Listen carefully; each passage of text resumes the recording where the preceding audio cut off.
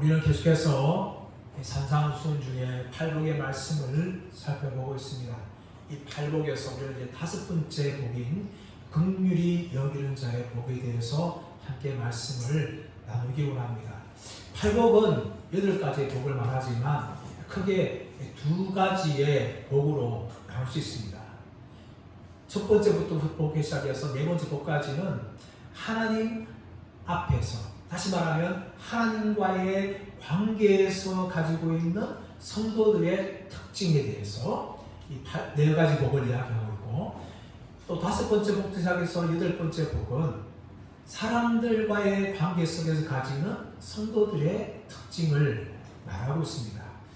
그래서 오늘 5번째 이 복은 이 후반부의 복으로 들어가는 초입에 들어가고 있는 것이고, 뒤에 있는 3가지 복의 가장 기초가 되는 것이 오늘 말씀에 나오고 있는 긍휼히 여기는 자의 복에 대해서 이야기하고 있습니다.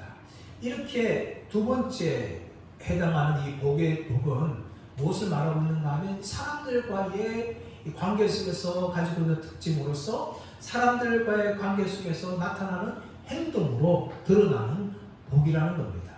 그래서 그럼을 통하여서 이 오늘 말씀이 하나님의 백성들이 어떻게 다른 사람들과의 관계를 맺어야 되는지에 대해서 말씀하고 있는 것입니다. 오늘 7절 말씀 보시면 긍휼히 여기는 자는 이라고 시작합니다. 이 긍휼이라는 이 헬라 단어가 엘레오스라는 단어입니다. 이것은 자비, 불쌍히 여김, 동정이라는 의미가 여기 안에 포함되어 있습니다. 그런데 이것을 히브리어 단어는 2단어로 설명할 수 있는 거예요.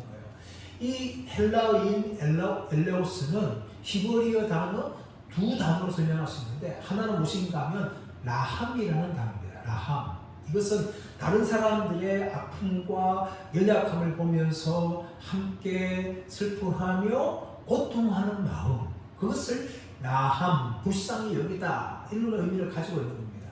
또 하나는 무엇인가 하면 헤세드입니다. 이 헤세드는 많이 들어보았지만 이것은 단지 불쌍히 여기는 슬퍼하는 마음만 가지는 것이 아니라 행동으로 나타나서 그 사람에 대해서 도와주는, 끝까지 포함하는 것이 바로 헤세드입니다. 그러므로 이 엘레오스는 다른 사람의 고통과 아픔에 대해서 애통하고 슬퍼하는 감정과 함께 그 감정에 머무는 것이 아니라 그 사람을 향하여서 도와주는 행동까지 포함하는 것이 이 엘레오스, 이 긍휼을 말하는 겁니다.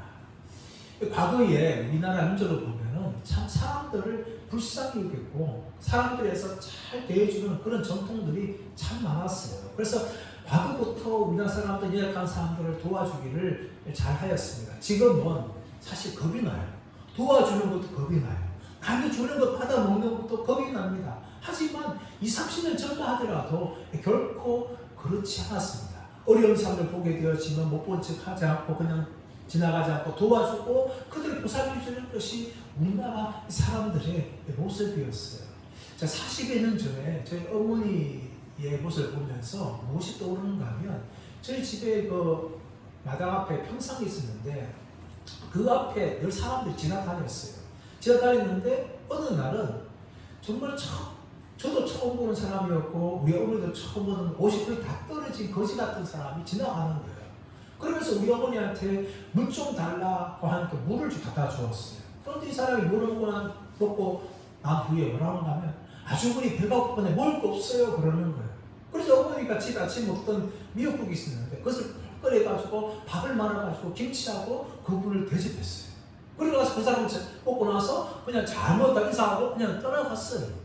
이게 과거의 우리나라 사람들의 모습이었어요. 그냥 거지라든지 연약한 사람이라든지 불쌍한 사람 보면 그냥 모른 척 하지 않고 도와주는 것이 과거의 사람들이었지만, 오늘날 지금 도와주는 겁이 나지 않습니까? 그래도 가끔씩 보면, 뉴스를 통해서 보면 정말 연약한 사람들을 도와준 사람들의 뉴스에 얼마나 많이 등장하는지 모릅니다. 평생 김밥 장사해가지고 남은 그 모아둔 재산을 대학에 기부하는 그런 분도 계시고, 또 지하철에 떨어졌는데 자신의 목숨도 아까워하지 않고 그 사람을 건져내는 그런 의인들도 있고, 남의 가게에 불이 났는데 유리창 깨고 나가지고 소화기로 와서 불을 끄는 그런 사람도 뉴스를 통하여 우리는 볼 수가 있습니다.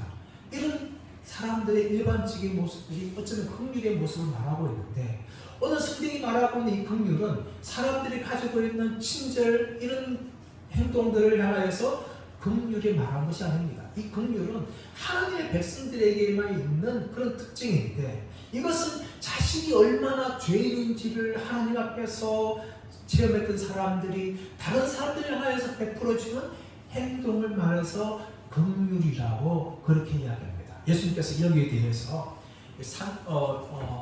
선한 사마리아 비유를 통하여서 예수님이 설명한 적이 있습니다. 우리가 그 비유를 잘 알지 않습니까?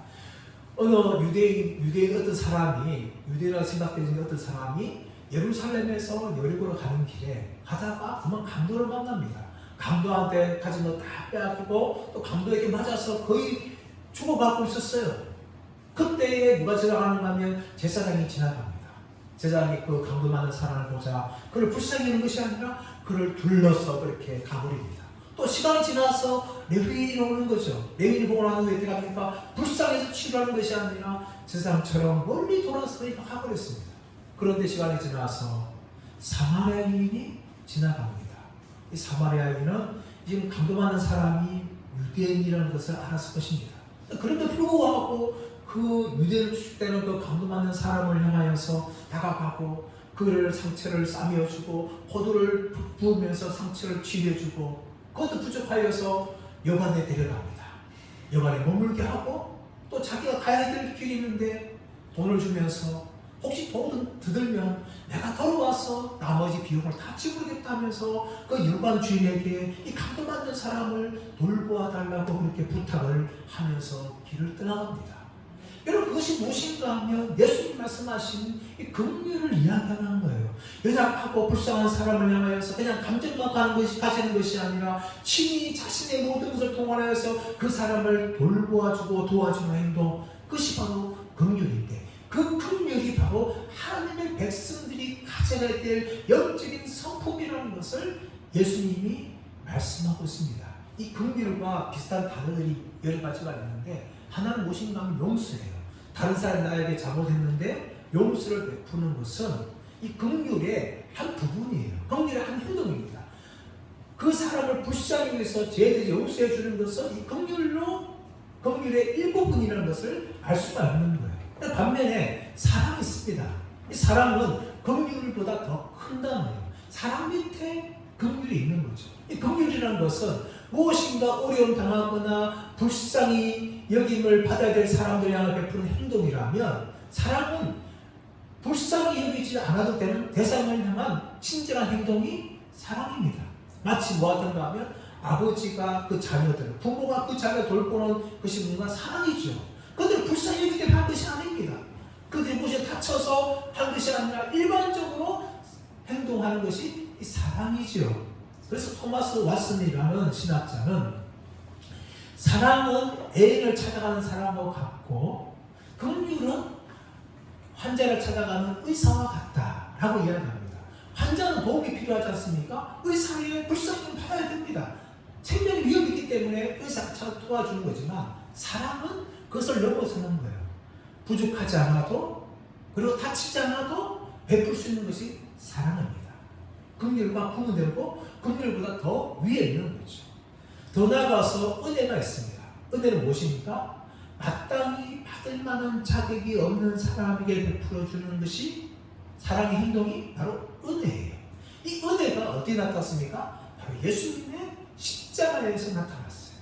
예수님의 십자가는 마땅히 진노를 받고 마땅히 멸망을 받아야 될 우리 인간들을 향한 하나님의 은혜의 행동이 바로 십자가였어요. 그 십자가는 결코 값싼 은혜가 아닙니다. 우리는 십자가를 바라보면서 우리의 죄가 얼마나 큰지를 생각해요. 마땅히 지옥 가야 될 우리가 하나님의 은혜를 받아서 하나님의 자녀가 되었고 용서를 받았고 천국 가는 사람이 되었다는 것을 우리는 생각할 때에, 십자가는 결코 값싼 은혜가 아니라는 것을 알아야 합니다. 그러므로 이 십자가의 은혜를 받았던 사람들은요, 그 십자가를 받은 사람들답게 행동을 하면서 살아가야 합니다. 이것이 바로 하나님의 은혜예요. 그렇다면 우리가 왜 하나님의 백성으로서 이 긍휼히 여기는 삶을 살아야 합니까? 여기에 두 가지 이유가 있습니다. 하나는 무엇인가 하면 우리가 긍휼함을 받았던 사람이기 때문입니다. 여러분 마태복음 18장 말씀 가보시면 베드로가 예수님께 묻습니다. 예수님 만약에 어떤 사람이 나에게 죄를 지으면 내가 몇 번이나 용서해 주리까? 7번까지 하리까? 그렇게 묻습니다. 이 7번은 완전 숫자 아닙니까? 근데 예수님께서 무슨 말씀하십니까? 7번뿐만 아니라 7번씩 7번까지라도 해라. 이것은 제한이 있다는 거예요. 네가 다른 사람이 죄에서 용서해 주는 것은 단지 7번만 용서하는 것이 아니라 계속해서 그 사람에 대해서 용서를 하라 라고 이야기하면서 1만 달란트 빚진 종에 대한 비유를 예수님이 말씀합니다. 이 종이요 어떤 임금에게 1만 달란트를 빚졌어요. 임금이 종을 보내서 그 사람을 붙잡습니다. 나에게 빚진 것을 갚아라. 그럴 때에 왕이여 내가 당신 것을 갚겠으니까 제발 좀 봐주세요. 그렇게 사정을 합니다. 그래서 임금이 그 사람을 불쌍히 여겨서 놓아줄 뿐만 아니라 그가 빚진 모든 1만 달란트의 빚을 탕감해 줍니다. 없애줍니다. 근데 이 사람이 어떻게 합니까?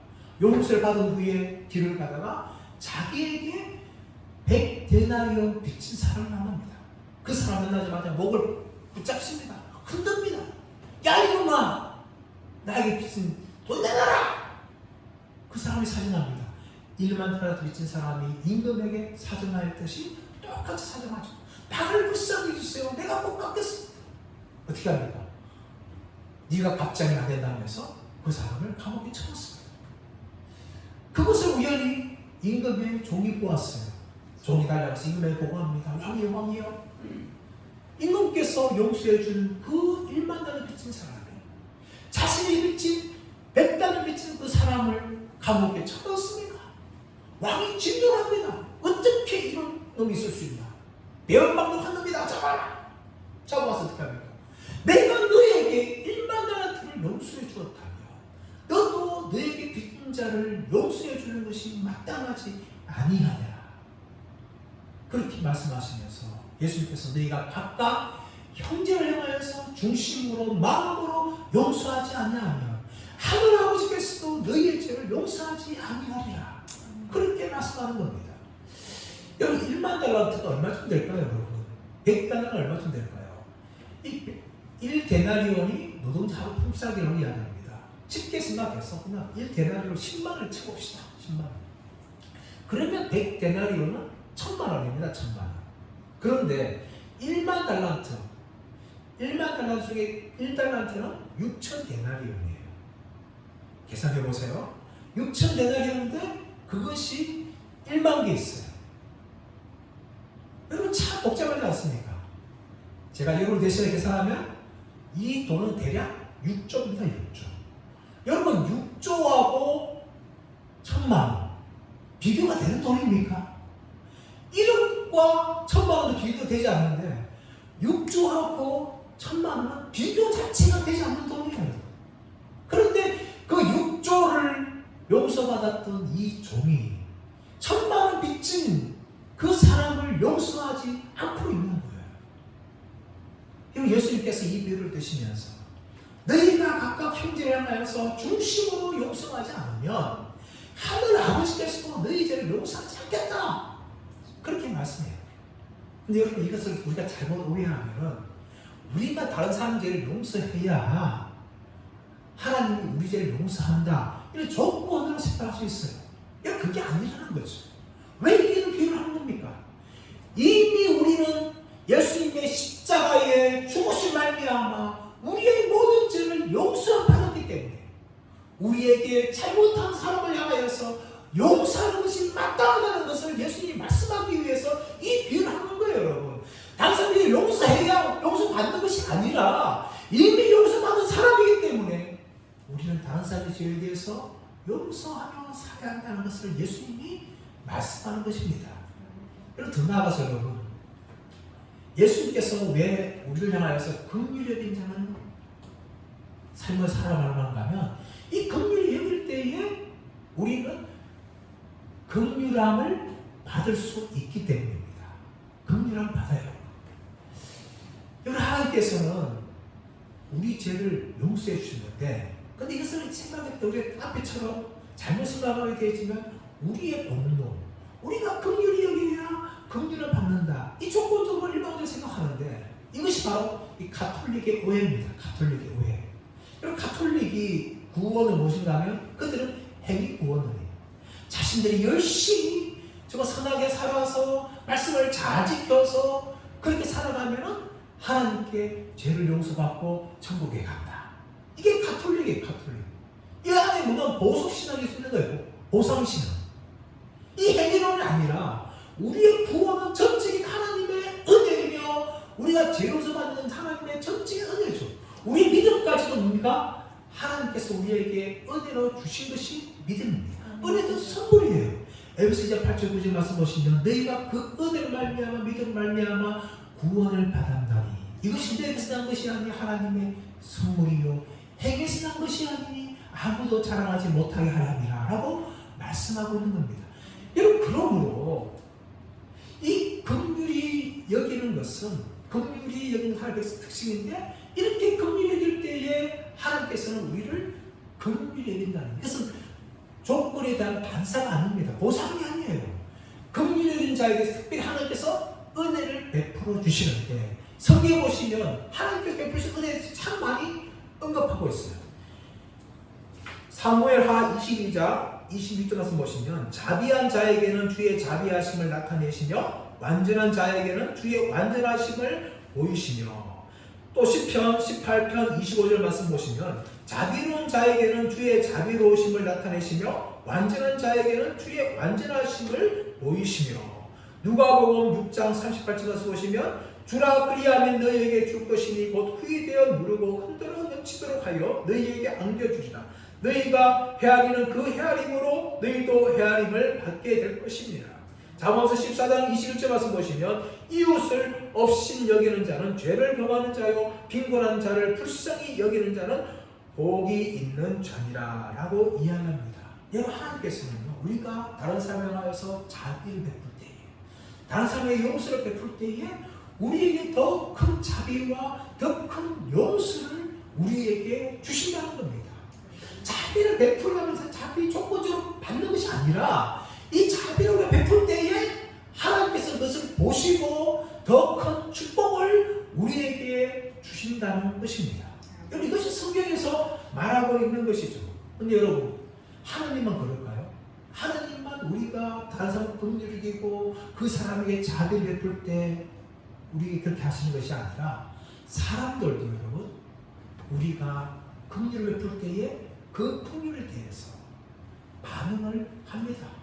물론 여러분, 모든 사람들이 그런 것이 아니에요. 자식도 마찬가지 아닙니까? 자식을 다 부모가 똑같은 사람을 키웠지만 어떤 자식은 부모의 사랑을 알고 부모에게 잘하는 자식도 있는가 하면 어떤 자식은 아무리 사랑을 키워도 망나니 같은 자식이 있어요. 부모를 돌아보지 않는 자식이 있습니다. 사람도 마찬가지예요. 어떤 사람에게 정말 내가 온 힘을 다해서 찜질을 베풀고 자비를 베풀었다면 그 자신이 받았던 것에 대해서 알고 대가는 사람이 있는가 하면은 아예 뒤에서 칼을 뽑는 사람도 있습니다.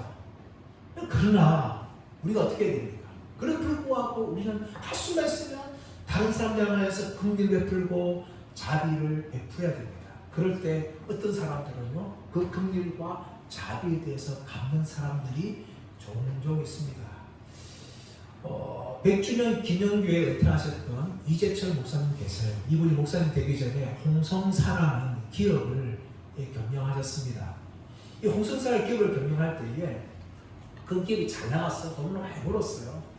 그런데 어느 날 이 홍성사와 이 거래를 하던 인쇄소 업체의 사장님 찾아왔어요. 찾아오면서 이재철 목사님 만나면서 그때 사장님이죠. 이 사장님, 사실은 제가 이렇게 어려워가지고 내가 도저히 부도직책입니다. 당신의 빚진 돈을 갚을 수가 없습니다. 그렇게 말하는 거예요. 그러자 이재철 사장님이 보면서 착각한 거예요. 지금까지 오랫동안 거래를 했는데 이 사람이 부도나면 어떻게 하냐 하면서 모든 빚을 다 없애줬어요. 당신 나중에 재기한 뒤에 갚고 나중에 갚으려고 하면서 그 빚을 다 떨어졌어요. 몇 년이 지났어요. 몇 년이 지났는데 IMF가 찾아옵니다. IMF 찾아와가지고 홍성사 이시철 그 사장님이 경영했던 그 기업도 어려움 당합니다. 부도 직전에 갖게 되었어요. 근데 그 사정을 들었던 그 옛날에 빚을 다 탕감받았던 인쇄소 사장님이 찾아온 거예요. 이 사장님 만났습니다. 이 사장님. 제가 들어보면 홍성사가 부대 위기에 있다는데 제가 옛날에 받았던 은혜를 갚겠습니다 하면서 자신이 빚진 걸 다 갚았어요. 그 덕분에 홍성사가 부도를 맞지 않고 다시금 경영을 하게 되었습니다. 사랑하는 여러분, 세상을 살다 보면 우리는 때로는 배신도 당할 수 있고 상처도 당할 수가 있습니다. 하지만 모든 사람이 다 그런 것이 아니에요. 어떤 사람은 우리가 베풀어주는 긍휼을 알고 그 긍휼을 갚는 사람들이 있게 되어지는 겁니다. 그래서 우리가 세상을 살아갈 맛이 나는 거죠. 저는 저와 여러분 그리스도인들이 더욱더 이 세상을 살만나게 하는 사람들로 만드는 그런 복된 사람들 되시기를 예수님의 이름으로 축원합니다. 그렇다면 어떻게 우리가 긍휼을 베풀어야 될까요? 이 긍휼을 베푸는 것은 여러분 말로 할 수 있습니다. 하지만 말로만 하는 것은 긍휼이 아닙니다. 제가 처음에 설명했듯이 긍휼은 단지 불쌍히 여기는 마음, 슬퍼한 마음 가지고 있는 것이 아니라 행동을 하는 것이 긍휼이라는 거죠. 야고보서 2장 15절 16절 말씀 보시면 만일 형제나 자매가 헐벗고 일용할 양식이 없는데 너희 중에 누구든지 그에게 이르되 평안히 가라 덥게 하라 배부르게 하라 하며 그 몸에 쓸 것을 주지 아니하면 무슨 유익이 있으리요. 여러분 어떤 사람이 형제가 배고플 때 헐벗을 때에 옷 잘 입어라 밥 잘 먹어 다니라 이렇게 말하면 소용이 없다는 거죠. 옷을 사줘야 되고 밥을 먹여줘야 됩니다. 밥을 벌써 돈을 줘야 되는 거죠. 여러분 그렇게 할 때에 그 사람이 일어날 수가 없는 것입니다. 흔히 사람들은 나는 자수성가했다 하고 말하는 분들이 있습니다. 실제 따져보면 자수성가한 사람이 있을까요? 자신의 힘만으로 자신의 의지만으로 세상에 성공한 사람이 아무도 없어요. 그 사람이 성공의 자리에 이르기까지 참 많은 사람이 도와주었어요. 부모님들 도와줬고 형제들을 도와줬고 친구들을 도와줬고 선배들을 도와줬고 주위의 사람들 도와줬고 업체가 도와줬고 자수가 없어요. 여러분 우리는 누군가의 도움을 입어서 그렇게 우리가 지금까지 살아온 거지요. 제가 의정부 광명교회에서 사역할 때에 매년마다 한국교회 쌀 2,000포를 기증하는 권사님을 만나게 되었습니다. 그분이 광명교회 2,000포를 보내왔어요. 그리고 주위에 의정부에 정말 힘없고 가난한 사람들에게 이 쌀을 나눠주라면서 그 쌀을 보내온 거예요. 사실 저는 그분을 만난 적은 없습니다. 그러나 중간 사람을 통해서 그분의 사정을 들었어요. 그분이 왜 그렇게까지 했는지. 그 이유가 무엇인가 하면 이분이 젊을 때에 임신을 하였어요. 근데 너무나 가난했습니다. 집에 먹을 게 아무것도 없는 거예요. 지금 임신해가지고 입도 하지만 많이 먹고 싶지 않습니까? 그런데 그 교회 다니는 옆집 분이 쌀과 미역을 들고 온 거예요. 여보 세대. 내가 사진 딱 해가지고 그 선물 듣고 왔는데 내가 쌀하고 이 미역을 가져왔으니까 쌀밥 해먹고 미역을 끓이고라면서 그렇게 갖다 주는 거예요. 아무도 그 사정을 모르고 도와준 사람이 없던 그때에 그것을 받아든 그분이 얼마나 감격했어요. 비록 예수 믿지 않았지만 교회 다니는 어떤 성도로부터 쌀을 받고 미역을 받음을 통하여서 그 사람 너무나 받아가 감격하면서 울었어요. 그리고 그 마음에 내가 언제나 이 빚을 갚아야 되겠다 하는 마음을 가지고 있었고 또 시간이 되어서 예수님 만나서 권사님이 되었고 또 하나님의 은혜로 또 부자가 되었어요. 그래서 그 사람이 그 젊을 때 받았던 그 사랑을 자신이 갚아야 되겠다면서 매년 한국교회 어느 날은 의정부 어느 날은 다른 도시에 이렇게 매년 돌아가면서 쌀 2,000포를 기증하는 지금 하고 있는지 모르겠어요. 그걸 살아계시는지 모르겠고 그때까지는 그 일을 계속해서 해오신 거예요. 그래서 광명의 모든 우리 성도들이 그 쌀 2,000포를 그렇게 의정부 시내에 다 가난한 조사에서 나누어 주었던 적이 있었습니다. 사랑하는 여러분, 우리가 지금까지 온 것은 그냥 내 힘으로 온 사람이 아무것도 없어요. 누군가의 도움을 받아서 왔기 때문에 그 도움 받았다면 우리는 우리의 행동으로 그것을 갚아주는 삶을 살아가야 합니다. 그것이 바로 우리의 긍휼로 그렇게 나타나야 한다는 것입니다. 그것뿐만 아니라 우리는 긍휼은요, 이 한국 땅에만 아니라 여러분 한국을 벗어나는 전 세계를 향하여 긍휼을 베풀어야 됩니다. NGO로 돕기도 해야 되지만 우리는 성산을 통하여서 복음의 빛을 발해야 됩니다. 한국에만 죽어 상태에 있는 것이 아니라 정말 전 세계 아직까지 예수님을 믿지 못하고 우상을 섬기고 헛한 것을 향하여서 섬기고 살아가는 게 얼마나 많은지 모릅니다. 우리 한국교회는 그 빛을 받은 사람들이에요. 그렇기 때문에 우리는 그 빛을 갚으면서 살아가야 합니다. 제가 이야기했지만 몇 번 이야기하겠지만 서울 양화진 합정동에 있는 양화진 성산 묘지에 가면 얼마나 마음이 감동을 받는지 모릅니다. 신대원 때 처음 갔었습니다. 그때는 참 허름했었어요.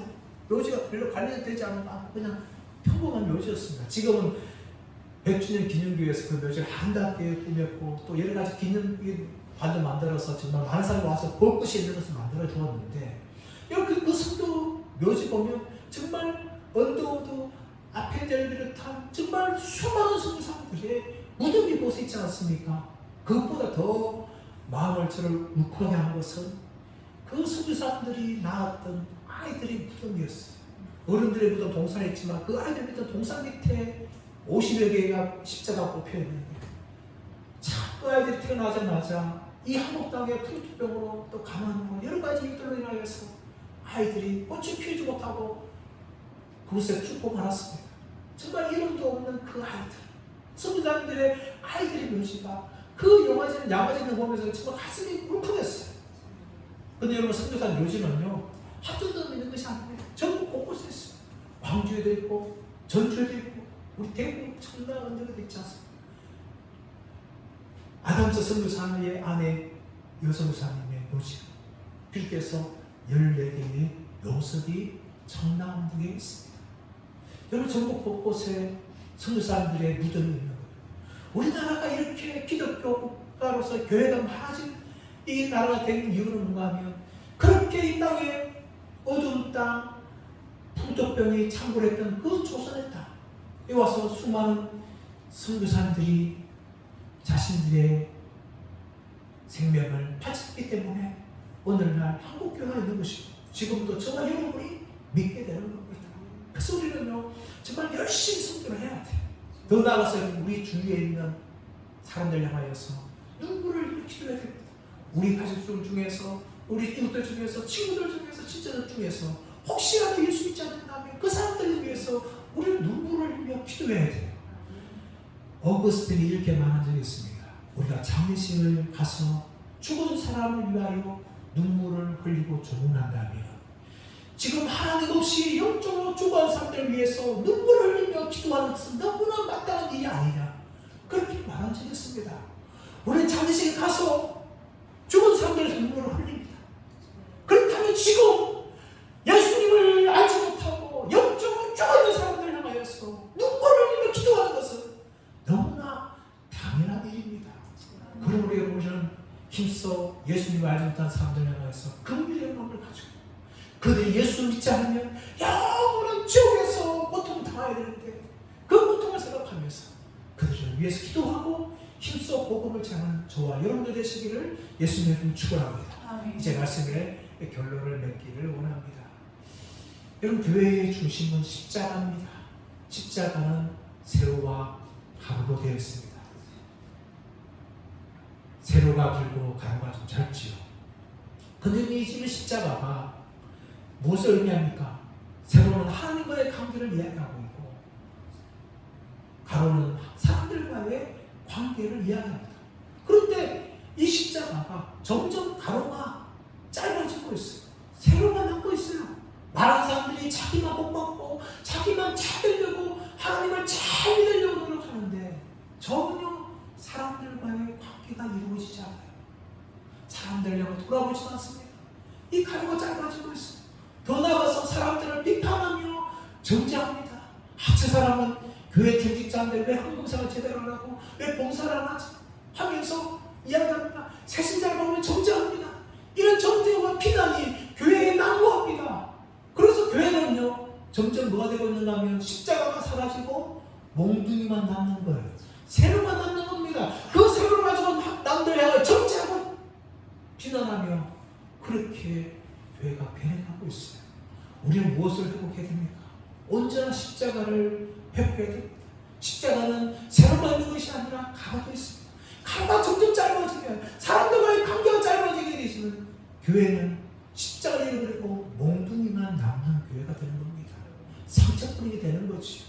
그러므로 여러분, 우리는 하나님과의 관계도 잘 해야 되지만 하나님의 긍휼을 받은 자로서 사람들과의 관계 속에서도 긍휼을 베풀며 살아가야 될 줄 믿습니다. 아멘. 예수 믿는 성도들 향하여서도 긍휼을 베풀지라 아직까지 예수님을 알지 못한 사람들 향하여서 긍휼을 베풀고 그들에게 그리스도의 사랑을 나눠주고 그리스도의 눈물을 흘려보여주는 이 긍휼의 통로로서 평생 살아가시는 저와 여러분들 되시기를 예수의 이름으로 축원합니다.